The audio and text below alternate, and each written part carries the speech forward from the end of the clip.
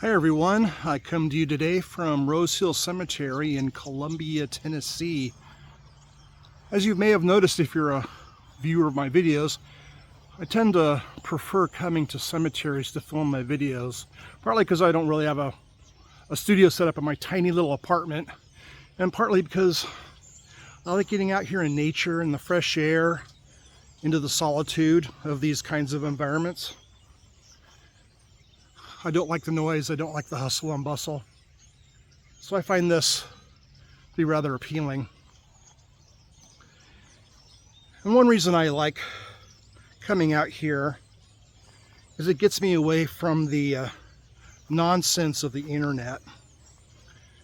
One of the big problems I have with the current goth community, the goth scene, whatever you want to call it, is these TikTok goths. The rise of the TikTok goth, to me, has been very damaging to the overall goth community. They're trying to divide our community. Slowly they're destroying our subculture. And I want to put out a little plea to those of you who may be on TikTok. Delete your TikTok account. Get out into the real world. Come to a cemetery, go see a movie, go do something other than obsessing over what's on TikTok. You know, don't get addicted to the dopamine hits. Don't get involved in the online fighting or infighting, because it's not bringing this community and it's not bringing us as individuals anything positive. It's just destructive. It's a circular destruction. It's a sort of circular firing squad, if you will. I find more value in coming to a cemetery as a goth than I will ever find in a lifetime of being on TikTok or Snapchat or any of these other social media platforms that all they derive is divisiveness, negativity, these dopamine hits from getting involved in flame wars. And these big corporations do nothing but earn money off of our divisiveness. I'm not going to contribute to that whatsoever. I want to be a voice for unity. I want us to join together. We are better together than separate. A nice cooling breeze after a long, hot, humid summer. It's so welcome right now. But I would like to really encourage people to just step back from this online slaughter, if you will. I don't know how to put it. It's just very bizarre. It's very off-putting. It's revolting. And I can't really emphasize that enough. I do find myself, however, having to get into the fray once in a while, because somebody has to try and be that voice against the destructiveness, the destructive people. You know, there's a part of me that wants to say, oh, if you're taking part in this, you're not really goth. And I think there are some good goths who probably do have some good intentions by engaging in this, but they don't realize the damage that they're causing. I want to offer some grace to those goths who really are kind-hearted, who do have some empathy, and who think they actually are doing some good. But I want to remind them that they're not doing any good. If you really want to help out humanity, go to a homeless shelter. Help out those truly in need. You can come to a cemetery such as this. Help clean some headstones. Clean up some trash. Mow some grass. Touch some grass while you're at it. There's a lot of things you can do to bring positivity to this world. And believe me, TikTok is not the path forward.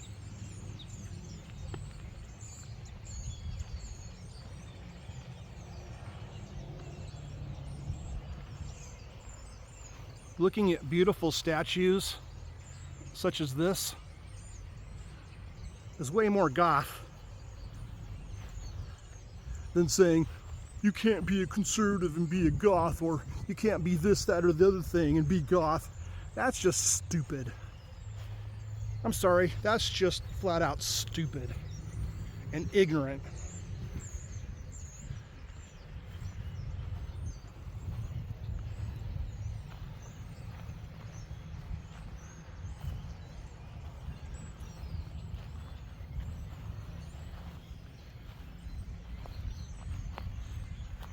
Like I said, go touch some grass.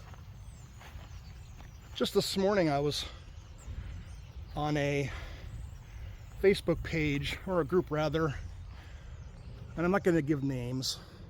You can guess if you want. But the person is a popular goth YouTuber based in the Midwest. She doesn't put out a lot of YouTube videos, but the ones she does put out are pretty popular. I find her to be engaging, funny, down to earth, and very, very interesting. Well, I was on this Facebook page that she had created quite a few years ago, and there's somebody that said, you can't be goth, emo, alternative, and not have concern for the environment. Since when since when did being goth mean you have to be an environmentalist? I don't know about her, but I was around in the 1980s. I went to the theater the week that it was released, the movie The Hunger with David Bowie and Susan Sarandon. I saw that movie. I saw Bauhaus in the opening of the movie. That's where I learned about Bauhaus. And that opened the door to goth for me. That was in the early 80s. This person looks to be older Gen Z, I suppose. But this person is telling us to learn about what the subculture means. What does the goth subculture mean to her? Well, it means political activism. It means being an environmentalist. Now, I believe in recycling. I believe in picking up your trash, all of that stuff. But that has nothing to do with goth. Absolutely nothing. Where do these people get their miscommunication? Where do they get this bad information from? That's what I want to know. And who is it that goes around trying to teach those of us who've been around for pretty much since the beginning what goth really means? I mean, the audacity is just outstanding. The ignorance is just breathtaking. I had to laugh, but I also had to school this person as well. Like, you were probably born in the year 2000 or around that period of time, and you're telling me, somebody who was a teenager, I turned 13 in 1978. You do the math. You're telling me I don't know what goth is? Wow. The ignorance and the audacity just takes my breath away. I mean, I hate to be negative about this stuff, but someone has to say something. And it looks to me that a lot of people are starting to speak out against this nonsense, this bad information, this fake news, or whatever you want to call it, the gaslighting, the lying. There's so many things you can call it. But it's good to see that people are starting to finally speak out. And the more of us that do, the quicker that this can come to an end, and we can all reunite once again under the banner of music and dark aesthetics.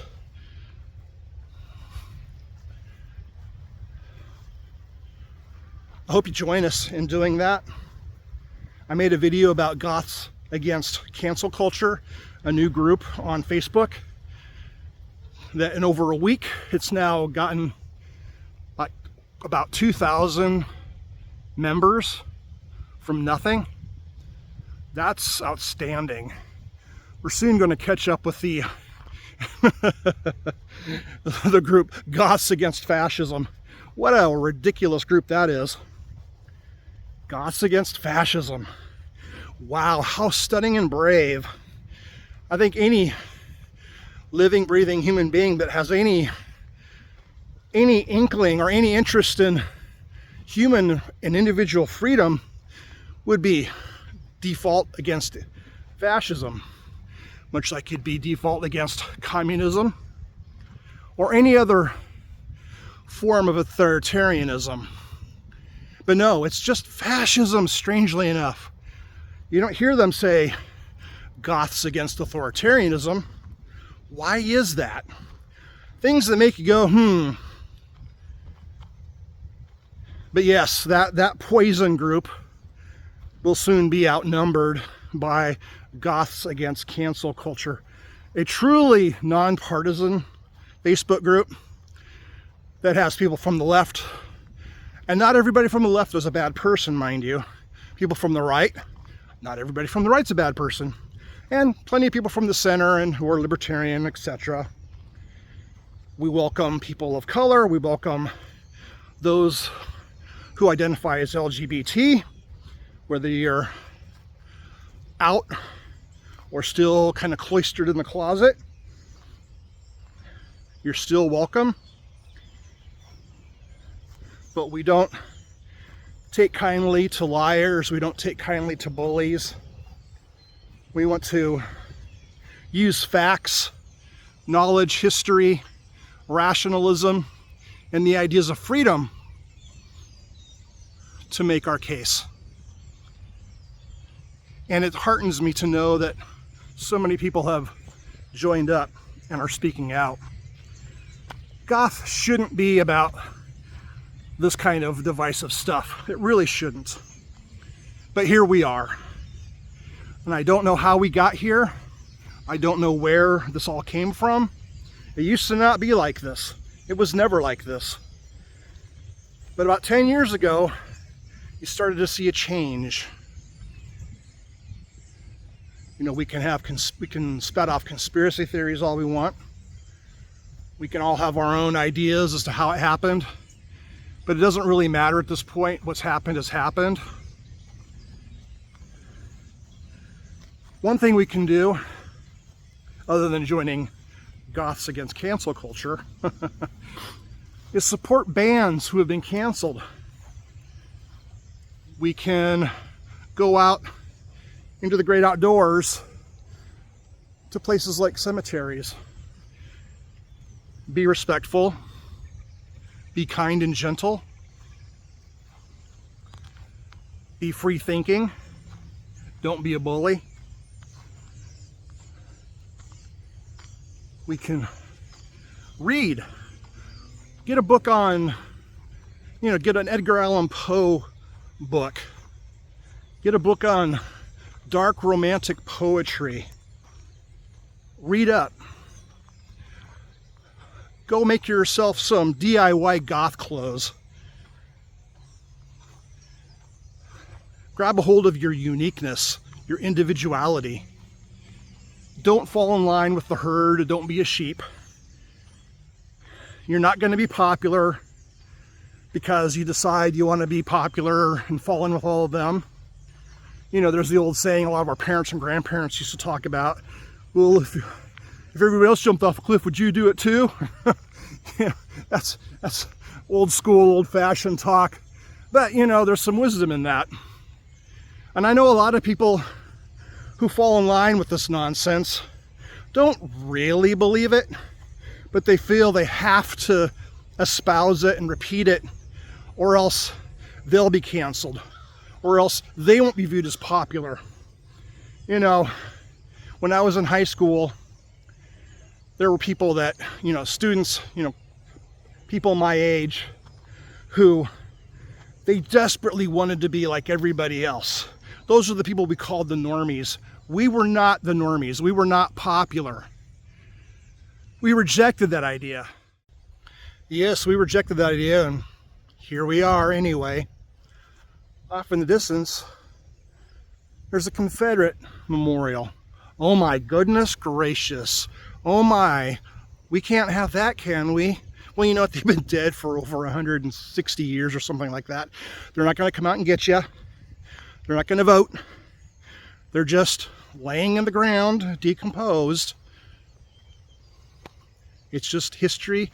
It's just what humanity is. And we have to accept the reality that humans are a complex species with many different points of view.